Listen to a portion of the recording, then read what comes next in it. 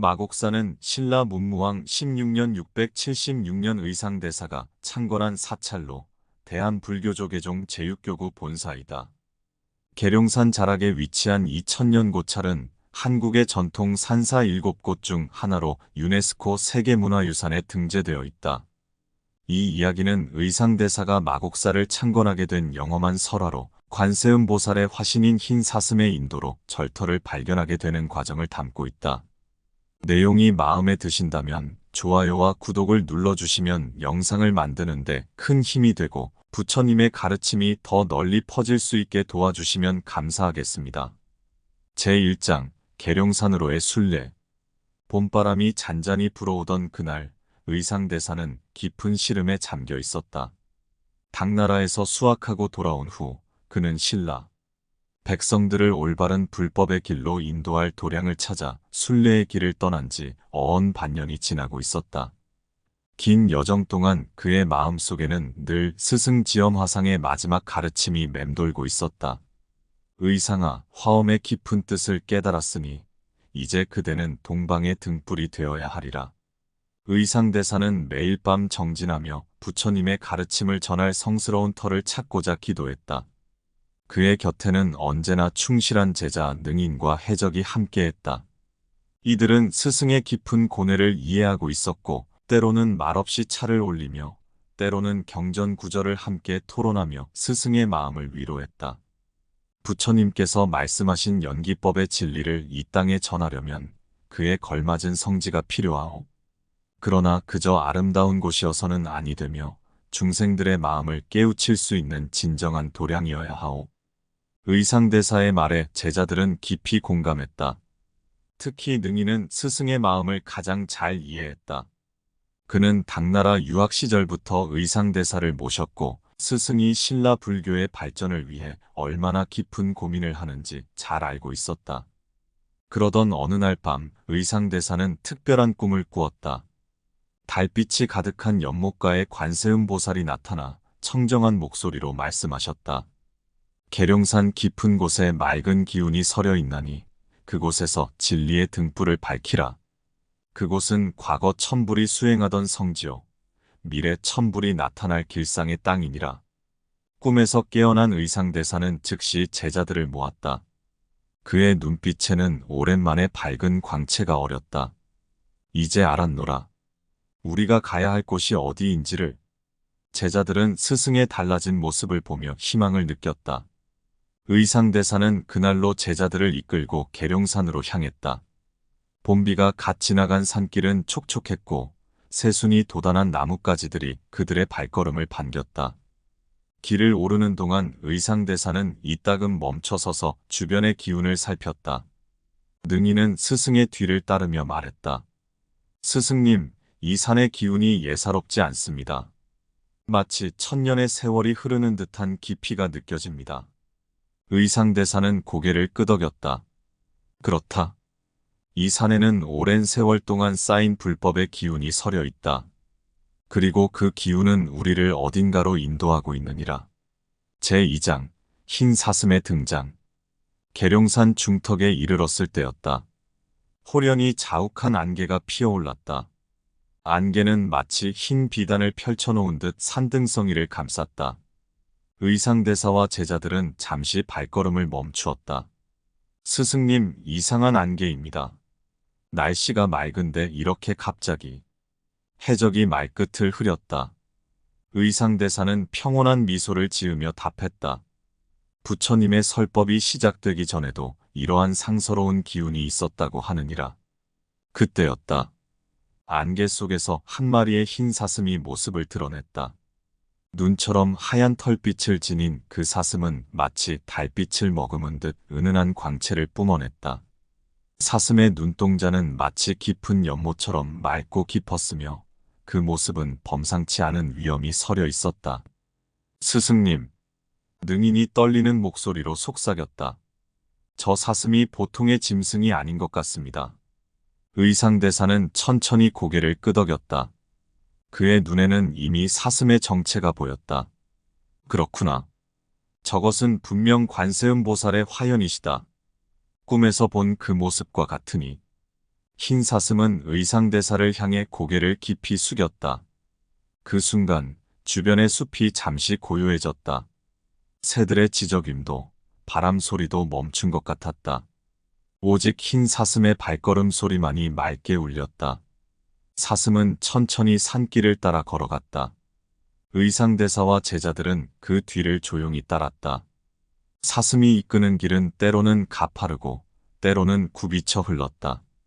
그러나 이상하게도 그 길을 걸을 때마다 제자들의 마음은 더욱 평온해졌다. 스승님, 해적이 물었다. 관세음 보살께서 흰 사슴의 모습으로 나타나신 것은 어떤 의미가 있는 것입니까? 의상대사는 잠시 생각에 잠겼다가 답했다. 사슴은 예로부터 영묘한 존재였다. 부처님께서도 녹야원에서 처음 설법하실 때 사슴들과 함께 하셨지. 또한 사슴은 자비와 청정의 상징이니 관세음 보살께서 우리를 인도하시는데 이보다 더 좋은 모습이 있겠느냐? 길을 걸으며 능이는 문득 당나라에서 들었던 이야기를 떠올렸다. 스승님, 저는 지금 당나라의 천태산에서 들었던 이야기가 생각납니다. 그곳에서도 영험한 흰 사슴이 성인을 인도했다고 하지 않았습니까? 의상대사는 미소 지었다. 그렇다. 불법이 전해지는 곳마다 이러한 인연이 있나니 이것이 바로 부처님의 가르침이 이어지는 증표이니라. 안개는 점점 짙어졌지만 흰 사슴이 가는 길만큼은 이상하게도 또렷이 보였다. 사슴은 마치 오래전부터 이 길을 알고 있었던 것처럼 망설임 없이 걸었다. 때때로 뒤돌아 일행을 살피기도 했는데 그 눈빛에는 말할 수 없는 자비로움이 깃들어 있었다. 제3장 영험한 터의 발견. 해가 중천에 이르렀을 때 흰 사슴은 마침내 발걸음을 멈추었다. 그들이 도착한 곳은 계룡산의 깊숙한 골짜기였다. 맑은 물이 흐르는 계곡을 따라 넓은 터가 펼쳐져 있었고 그곳에는 놀랍게도 푸른 삼이 무성히 자라나 있었다. 도대체 이런 깊은 산중의 삼이. 능인이 놀라움을 감추지 못하고 말했다. 의상대사는 천천히 그 터를 살폈다. 사방이 산으로 둘러싸여 있으되 답답하지 않았고 계곡물은 마치 버금을 울리듯 맑은 소리를 내며 흘렀다. 하늘에서 내려다보면 이 터는 마치 연꽃이 피어나는 모습과도 같았다. 흰 사슴은 무성히 자란 삶 사이를 천천히 걸어 터의 중심으로 향했다. 그곳에 이르러 사슴은 3번 고개를 숙여 예를 표한 뒤 안개 속으로 사라졌다. 그 순간 맑은 하늘에서 꽃비가 내리기 시작했다. 스승님, 이것은 분명 상서로운 징조입니다. 해적이 감격에 찬 목소리로 외쳤다. 의상대사는 조용히 눈을 감고 이 터의 기운을 느꼈다. 그의 마음속에서는 오랜 세월 동안 찾아 헤매던 도량의 모습이 선명히 그려지고 있었다. 이곳이구나. 의상대사가 눈을 뜨며 말했다. 이곳이 바로 관세음 보살께서 일러주신 그 땅이다. 삼이 자라는 이 골짜기에 절을 세워 마곡사라 이름 짓고 중생들을 제도하리라. 제자들은 스승의 말씀에 깊이 수긍했다. 특히 능이는 이 터에서 특별한 기운을 느꼈다. 그는 무릎을 꿇고 앉아 이 땅에 절을 하며 말했다. 스승님, 이곳에서 저는 이상한 느낌을 받습니다. 마치 오래전부터 누군가가 이곳에서 수행했던 것 같은 기운이 느껴집니다. 의상대사는 고개를 끄덕였다. 그렇다. 이 터에는 이미 오래전부터 불법의 씨앗이 뿌려져 있었느니라. 저 삶은 그저 우연히 자란 것이 아니라 부처님의 가르침이 이 땅에 뿌리 내릴 것을 예고하는 상징이니라. 해가 저물어갈 무렵 의상대사와 제자들은 임시로 초막을 지었다. 밤이 되자 달빛이 터를 비추었는데 그 모습이 마치 하늘에서 보살이 내려오는 것 같았다. 의상대사는 밤새 참선하며 절을 세울 계획을 구상했다. 첫째는 대웅전을 세워 부처님의 가르침을 전하고 둘째는 요사체를 지어 스님들이 수행하며 셋째는 천년의 세월을 견딜 수 있는 단단한 기초를 다지리라. 그날 밤 의상대사의 꿈에 다시 한번 관세음 보살이 나타났다. 이번에는 흰 사슴이 아닌 본연의 모습으로 나타나 말씀하셨다. 그대가 이 터에 절을 세우면 미래의 많은 성인들이 이곳에서 나올 것이며 중생들이 고통에서 벗어나는 길을 찾으리라. 부처님의 가르침이 이 땅에서 천년만년 이어지리니. 제4장 마곡사의 시작. 동이 트기 시작하자 의상대사는 제자들을 모았다. 새벽 안개가 걷히며 더욱 선명해진 터의 모습은 마치 하늘이 내려준 선물 같았다. 이제부터 우리는 이곳에 부처님의 정법을 세우는 큰 작업을 시작할 것이다. 의상대사의 목소리는 평온하면서도 단호했다. 능인이 앞으로 나섰다. 스승님, 어떻게 시작하면 좋을까요? 의상대사는 터의 중심을 가리키며 말했다. 가장 먼저 해야 할 일은 부처님을 모실 대웅전의 터를 닦는 것이니라. 그러나 그에 앞서 이 터의 자라난 삶을 살펴보아야 하느니라. 의상대사와 제자들은 무성히 자란 삶을 자세히 살폈다. 놀랍게도 삶은 9줄기씩 묶음을 이루어 자라나 있었는데 이는 마치 구품연지를 상징하는 듯했다. 스승님, 이것은 분명 하늘이 내린 징조입니다. 해적이 감탄하며 말했다. 의상대사는 고개를 끄덕였다. 그렇다. 이 9줄기의 삶은 중생들이 구품연대에 오르는 길을 상징하나니 우리는 이 자연의 이치를 따라 절을 지어야 할 것이다. 그날부터 의상대사와 제자들은 절을 세우기 위한 준비를 시작했다. 주변 마을의 신도들도 이 소식을 듣고 하나둘 모여들기 시작했다. 그들 중에는 목수와 석공도 있었고 농부들도 있었다. 대사님, 저희도 불사에 동참하고 싶습니다. 한 노인이 말했다. 비록 기술은 없지만 힘이라도 보태고 싶습니다. 의상대사는 그들의 마음에 깊은 감동을 받았다. 부처님의 가르침은 모든 이들의 마음속에 있는 법이니 우리 모두가 함께 이 성스러운 일을 이루어 나가야 할 것이오. 공사는 순조롭게 진행되었다. 이상하게도 필요한 자재들이 적절한 때에 늘 구해졌고 날씨도 공사에 알맞게 유지되었다. 때로는 깊은 산중임에도 불구하고 먼 곳에서 소문을 듣고 찾아온 기술자들도 있었다.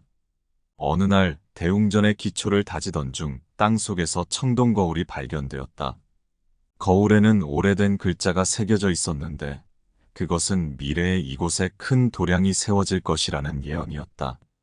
이 터는 예로부터 성인들이 점지해 놓은 곳이었구나. 의상대사는 감개무량한 마음으로 말했다. 저녁이면 의상대사는 제자들과 함께 모여 불경을 읽고 다음 날의 공사 계획을 세웠다.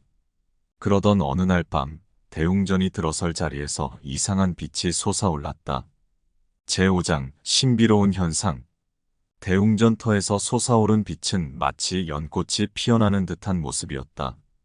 황금빛 광채가 밤하늘을 수놓았고 그 빛은 점차 7가지 색으로 나뉘어 무지개를 이루었다. 스승님, 저것은... 능인이 말을 잇지 못했다. 의상대사는 고요히 그 광경을 바라보았다. 부처님께서 이 터를 축복하시는 것이니라. 7빛은 칠보를 상징하고 이는 곧 이 절이 칠보가람이 될 것임을 알리는 것이로다. 그때였다. 멀리서 종소리가 들려왔다. 하지만 이상한 것은 아직 절에는 종각도, 종도 없었다는 점이었다. 그 소리는 마치 천상에서 울려 퍼지는 것 같았다. 해적이 떨리는 목소리로 말했다. 스승님, 이것이 바로 천녀백 팔소리일까요? 그렇다. 하늘의 천녀들이 우리의 불사를 기뻐하며 울리는 소리니라. 이제 이 터가 얼마나 성스러운 곳인지 더욱 분명해졌도단. 그날 밤의 기이한 현상은 여기서 끝나지 않았다. 대웅전터 주위로 수백 마리의 반딧불이가 모여들어 마치 별자리를 그리듯 춤을 추었다. 그 모습은 8만 대장경을 수놓은 듯 장엄했다. 한 젊은 목수가 감격에 찬 목소리로 말했다. 대사님, 저 반딧불이들이 그리는 모양이 마치 절의 모습 같습니다. 의상대사는 미소 지으며 답했다. 그대의 눈이 바르도다. 저것은 미래의 마곡사의 모습을 보여주는 것이니 우리는 저 빛의 지도를 따라 절을 지어야 하리라. 그날 이후로 공사는 더욱 신비로운 일들로 가득했다. 어느 날은 커다란 바위를 옮기려 했는데 수십 명이 모여도 들 수 없던 바위가 스스로 자리를 옮기는 일도 있었다. 또 어떤 날은 갑자기 비가 내릴 것 같았지만 절터 위로만 구름이 갈라지며 맑은 하늘이 보이기도 했다. 특히 놀라운 것은 산새들의 행동이었다. 수백 마리의 새들이 매일 아침 절터 주위를 세 바퀴씩 돌았는데 마치 예불을 드리는 것 같았다. 그들은 또한 멀리서 좋은 나무의 씨앗을 물어와 절터 주위에 떨어뜨리기도 했다. 어느 날 저녁 의상대사는 홀로 대웅전터에 앉아 깊은 명상에 잠겼다. 그때 문득 그의 앞에 관세음보살의 모습이 다시 나타났다. 제6장 관세음보살의 가르침. 달빛이 은은히 비치는 가운데 관세음보살의 모습은 더욱 장엄하게 빛났다. 의상대사는 깊은 존경의 마음으로 합장배례를 올렸다. 의상아, 그대가 이 터에 정진하는 모습을 보니 내 마음이 기쁘도다. 관세음보살의 목소리는 마치 천상의 음악처럼 울렸다. 의상대사는 고개를 들어 보살님을 우러러보았다. 보살님, 이 미미한 제자에게 길을 보여주시니 감사하옵니다. 다만 이 절이 어떤 모습을 갖추어야 할지, 어떻게 중생들을 제도해야 할지 가르침을 주시옵소서.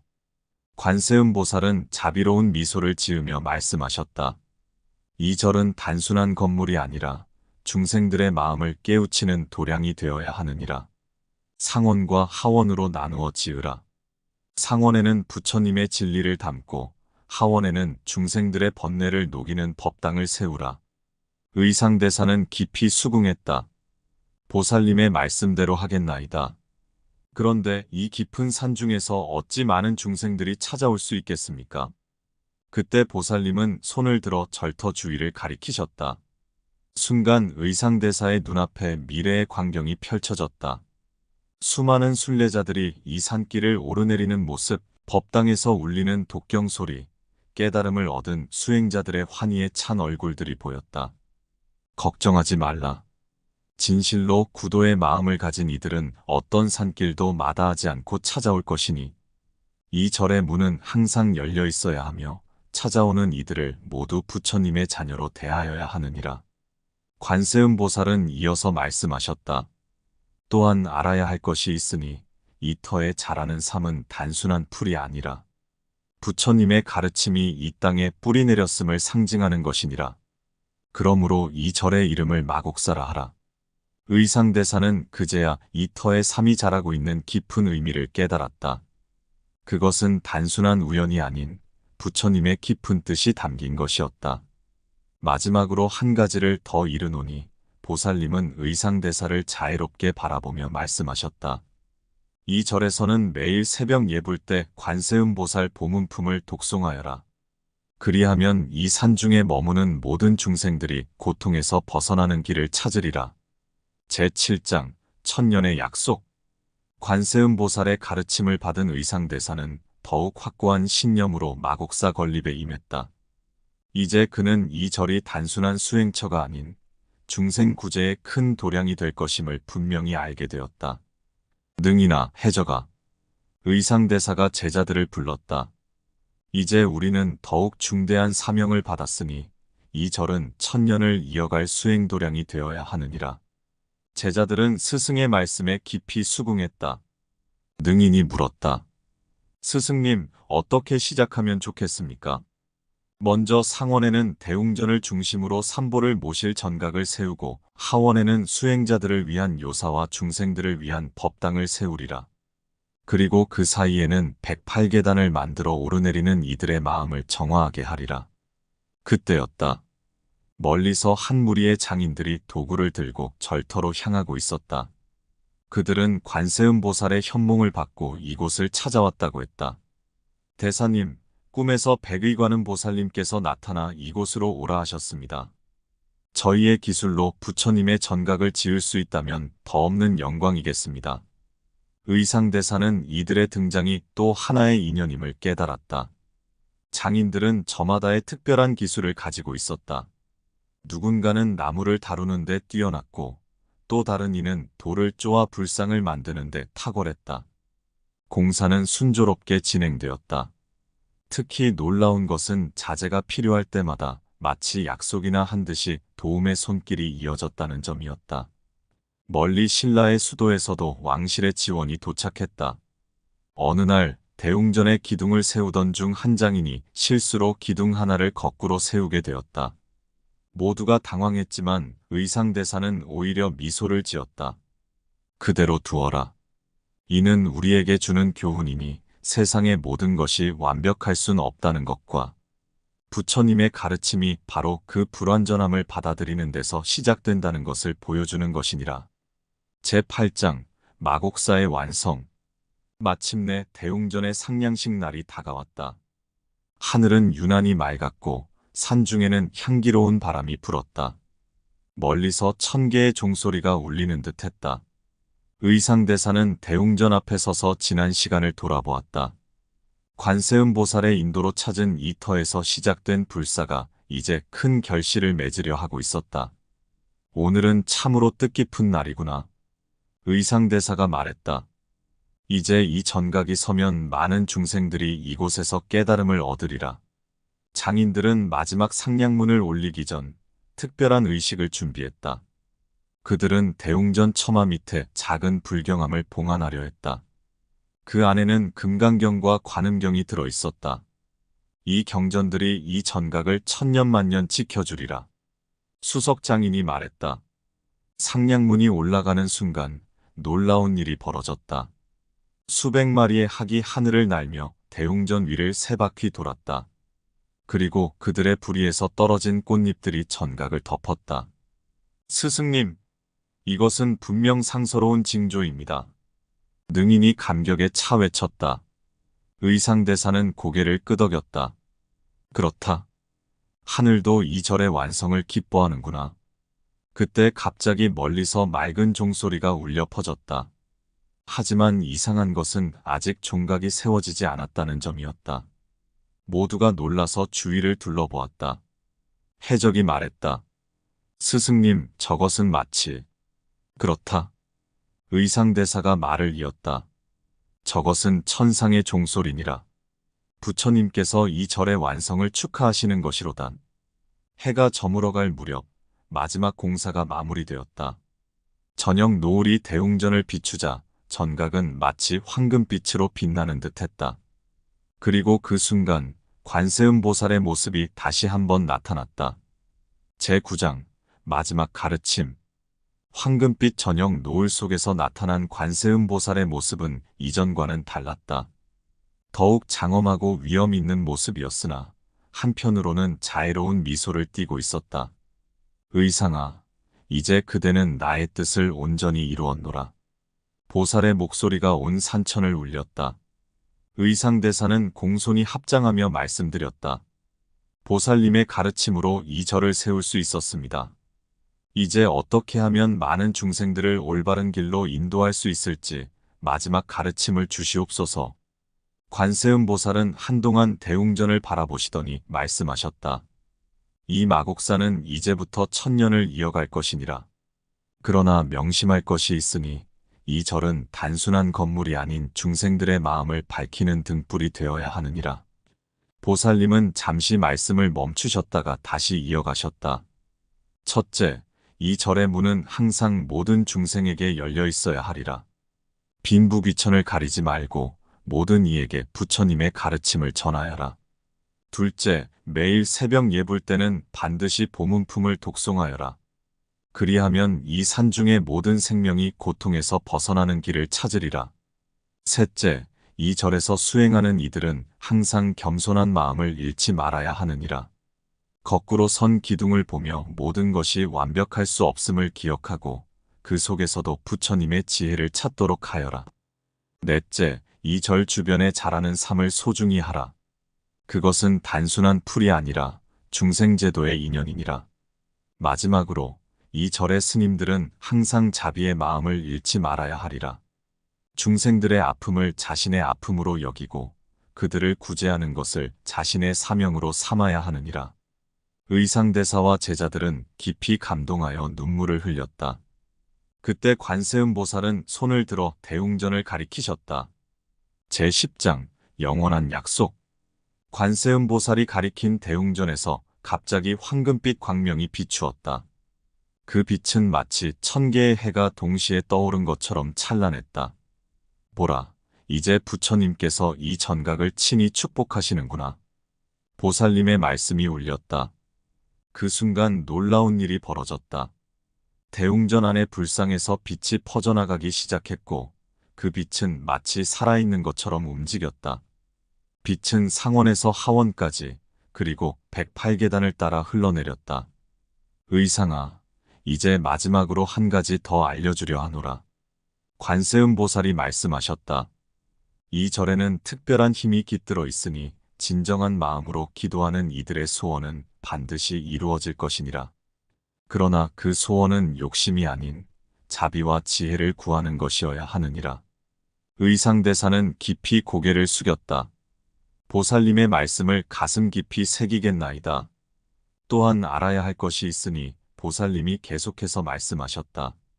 이 절을 찾는 순례자들 중에는 때때로 나의 화신이 있을 것이니라. 그들을 통해 중생들은 깨달음의 길을 발견하게 되리라. 마지막으로 관세음 보살은 양손을 들어 축복을 내리셨다. 그 순간 온 산이 진동하며 천상의 음악이 울려 퍼졌고 꽃비가 내리기 시작했다. 의상아, 부처님의 가르침을 이 땅에 전하고자 하는 그대의 원력이 이제 이루어졌도다. 이 마곡사는 영원히 불법의 등불이 되어 중생들을 올바른 길로 인도하리라. 이 말씀을 마지막으로 관세음 보살의 모습은 서서히 사라졌다. 하지만 그 자리에는 맑은 기운이 남아 마치 연꽃 향기처럼 은은히 퍼져나갔다. 의상대사는 제자들과 함께 대웅전 앞에 엎드려 마지막 예배를 올렸다. 그들의 마음속에는 이제 더욱 굳건한 서원이 자리 잡고 있었다. 우리는 보살님의 가르침을 받들어 이 마곡사를 통해 모든 중생이 고통에서 벗어나고 깨달음을 얻을 수 있도록 정진하리라. 그날 이후로 마곡사는 참된 수행과 깨달음의 도량으로 자리매김하였다. 저를 찾는 이들은 누구나 이 영험한 터에서 특별한 기운을 느낄 수 있었고 많은 이들이 이곳에서 부처님의 가르침을 통해 새로운 삶의 길을 발견했다고 한다.